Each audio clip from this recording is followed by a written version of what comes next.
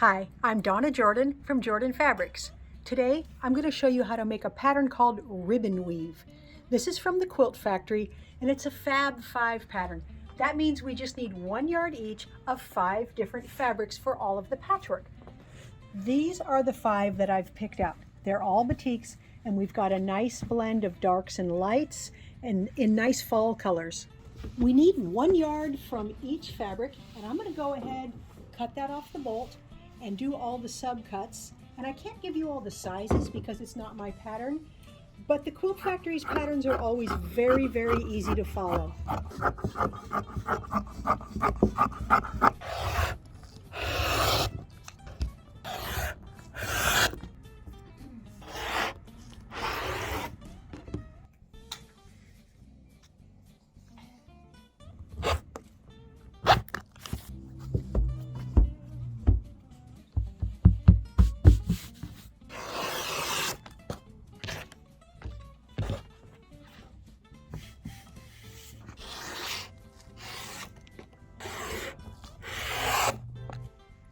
I've got all the cutting done.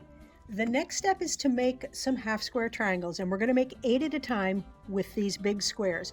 So we're going to do some in this combination, some in this combination, and some in this combination. The method is the same no matter what fabrics you're using.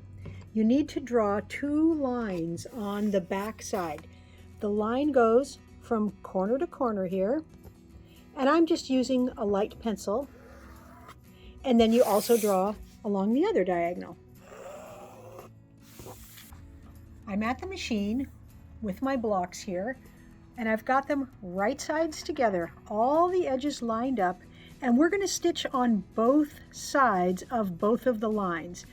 We're going to stitch 1/4 inch away. Now my presser foot is a little bit shy of 1/4 inch, so I've got the edge of the presser foot almost along that line there. Once you get to the end, just turn it around and go down the other side.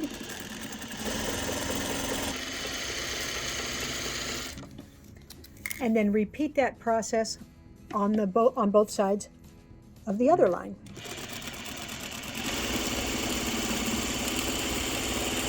Now we need to cut this up, and it's pretty easy to see the lines we've drawn on. Those are easy to cut, but before we do that, we need to cut it in half both ways. So here's a good way to do that. I'm using my spinny mat, but you can just do it on your regular cutting mat.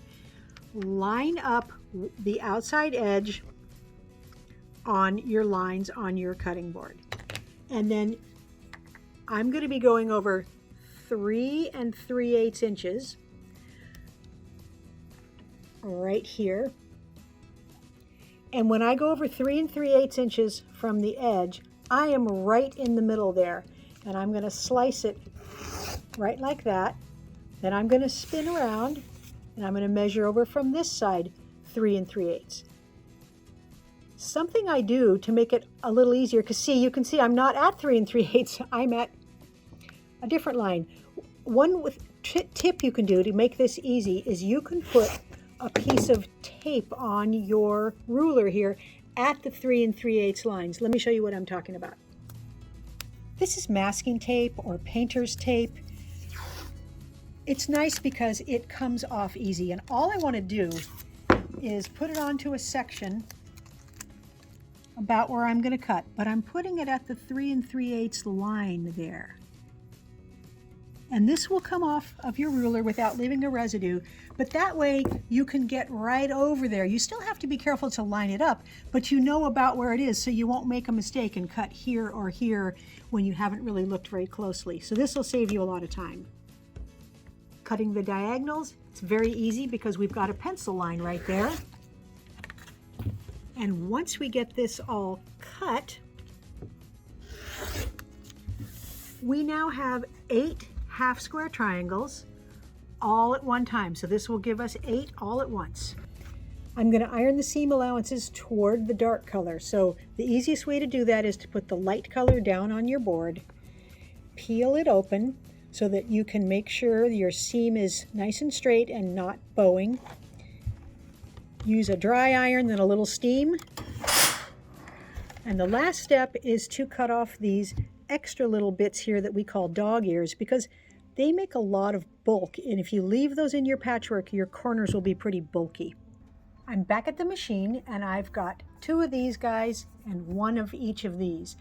And the way we put this block together is like that. So that's the basic building block of our patchwork. So I'm going to put these right sides together and stitch down there. I like to leave it attached because it helps me make sure I don't get mixed up with which way the patches get turned. So I'm going to stitch down there, then slide this one right over, stitch down,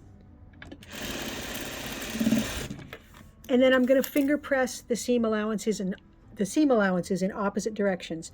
So let's see what we've got going on so we can tell. Okay, I'm going to want to press this one toward the dark. So the top, I'm just opening it up and then drawing my fingertip or my fingernail right down the seam. And this bottom seam allowance, it's going to go the opposite direction. So I'm pressing it to my left. Now when we put these right sides together, those seam allowances are going in opposite directions. So it's real easy to get them to match up, so the intersection will be nice and clear.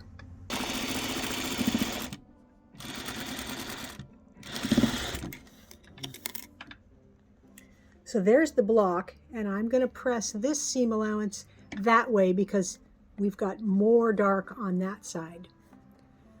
So we need 4 of these for each of our patchwork blocks. So I'm going to go ahead and get a few more of them stitched up. The 4 blocks just get spun around like this, but they don't get stitched together like that. We're going to put something between them. The thing we're going to be putting between is something we're going to make by taking 1 each of these skinny guys and 1 of these that's a little bit wider and make a strip unit. So all we have to do is sew these side by side. And the secret is to not stretch any of the pieces. So just put them without stretching on top of themselves, right sides lined up, and stitch all the way down that one side. But just be careful you don't stretch the top or the bottom because then the patchwork will end up being a little bit wonky.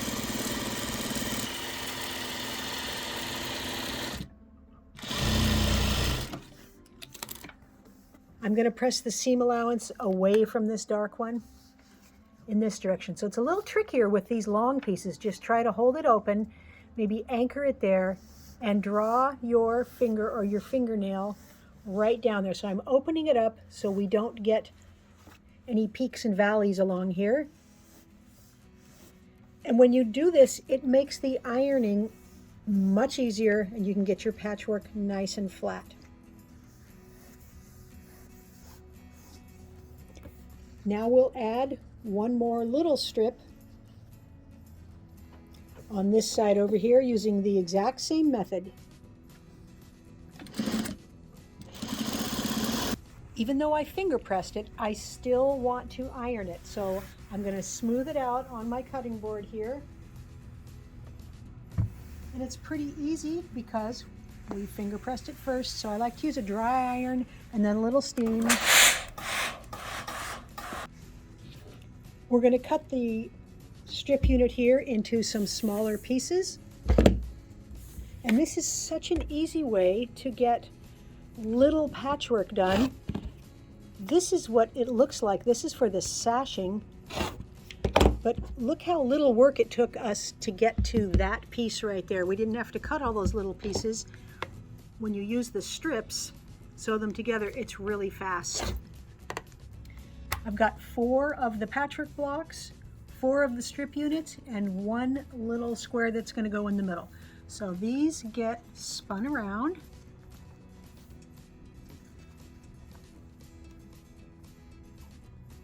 That goes right in the middle, and then these get pieced with the bigger piece towards the center. So we're just going to lay 4 of these like that.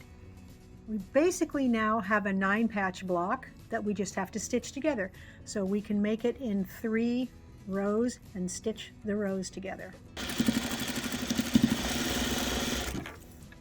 I'm going to press these seam allowances toward that little patchwork in the middle.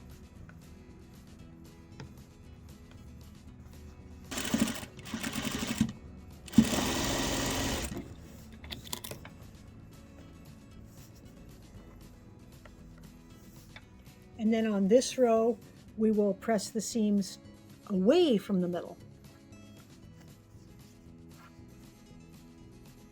Now it's pretty easy to get these rows together because the seam allowances here are going in opposite directions and they will nest, making it easy to match those intersections.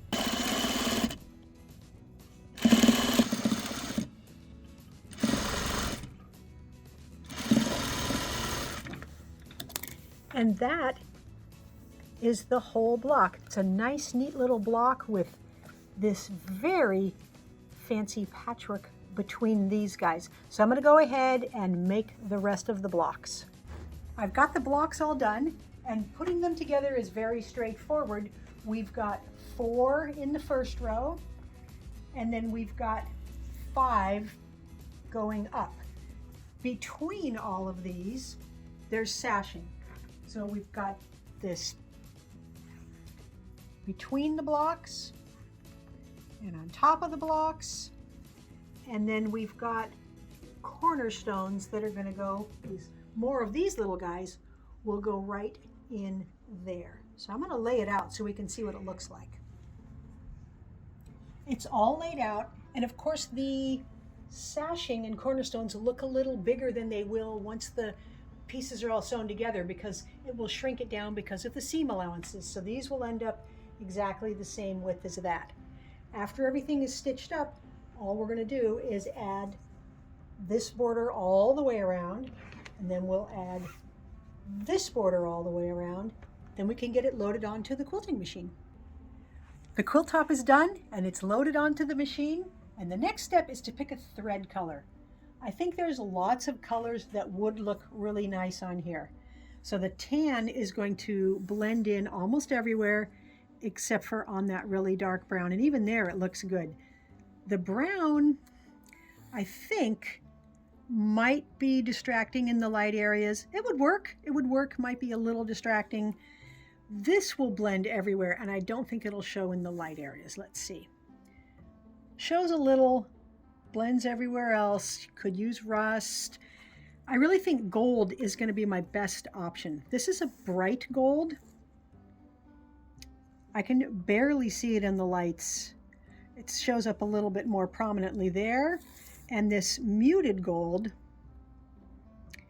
I think that's the best choice. For the quilting pattern, I'm using chestnut swirls.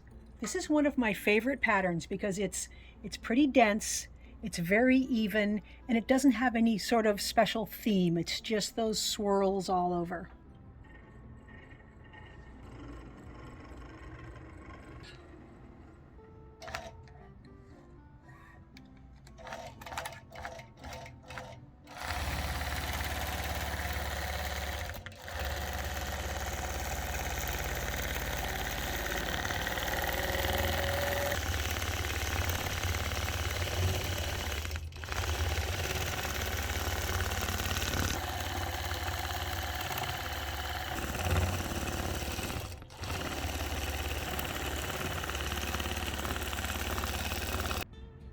The ribbon weave quilt is all done, and now that we've got all the patchwork done and all the quilting done, it does look like there's ribbons weaving in and out where all the sashing goes.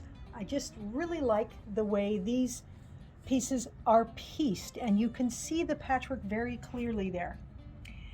The quilting, it's just that nice swirly pattern. It doesn't take away from any of the patchwork. It blends in very nicely here.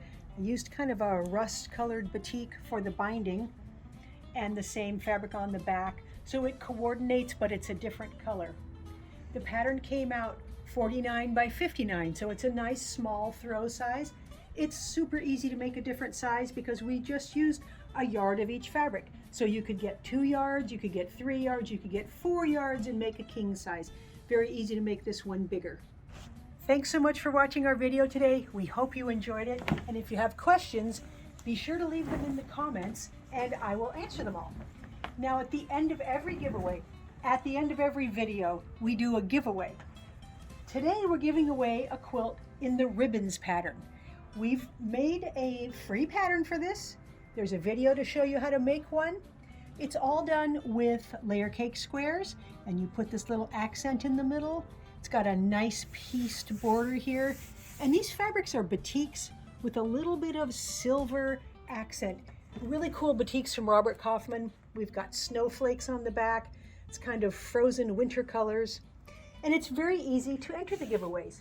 All you do is click the link right below this video that says giveaway. And you put in your name and your email address, and you might be the next lucky winner. Now, if you like our videos and you want to support us, the best thing you can do is subscribe to our YouTube channel. That really helps us out. Happy quilting!